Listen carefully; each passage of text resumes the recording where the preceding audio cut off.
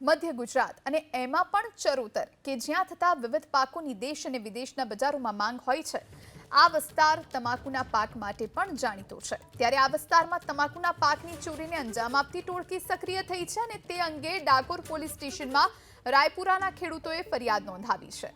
ખેડૂતના ગોડાઉનનું તાળું તોડી 110 તમાકુની બોરીઓની ચોરીને અંજામ આપવામાં આવ્યો છે। પોલીસે તાત્કાલિક તપાસ કરતા લક્ષ્મીપુરામાં 2 અજાણ્યા ઈસમોની 25 બોરી તમાકુ સાથે ધરપકડ કરવામાં આવી। આરોપીની કડકાઈથી પૂછપરછ કરવામાં આવી રહી છે। જગતનો તાત એટલે ખેડૂત। આ મારી પાછળ દેખાયેલા આ 3 આરોપીઓના લીધે ખેડા જિલ્લાનો ખેડૂત ત્રાહિમામ પોકાર્યો હતો। કહી શકાય મહા મહેનતે ઊભો કરેલો પાક આ સ્ક્રીન ઉપર દેખાતા 3 જે નબીરાઓ છે તે તેમનો પાક ચોરી જતા હતા। ભલાભાઈ, મનુભાઈ અને વિક્રમભાઈ, આ 3 જે ખેડૂત છે તે ખેડૂતોનો તમાકુનો જે પાક છે તે ક્યાંક ને ક્યાંક ચોરી જતા હતા અને તેને વેચી દેતા હતા। તમામ બાબતની ફરિયાદ અલગ અલગ પોલીસ સ્ટેશનમાં નોંધાઈ હતી। 11 જેટલા ગુના આ 3 આરોપીઓએ કરેલા છે।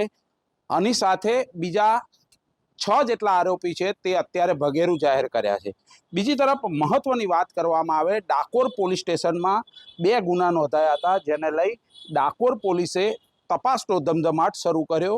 ડાકોર પોલીસને બાતમી મળી કે આમાંથી 2 આરોપી 25 જેટલી બોરી, જે તમાકુ ભરેલી બોરી વેચવા માટે નીકળ્યા છે।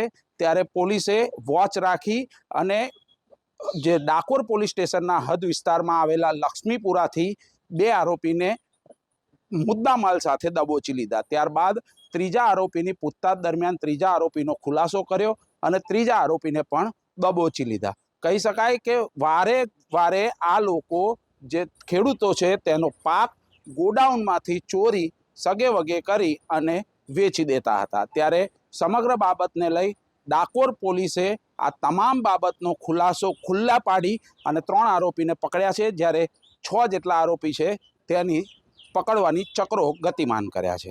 જલ્પેશ પટેલ, એબીપી અસ્મિતા, ડાકોર।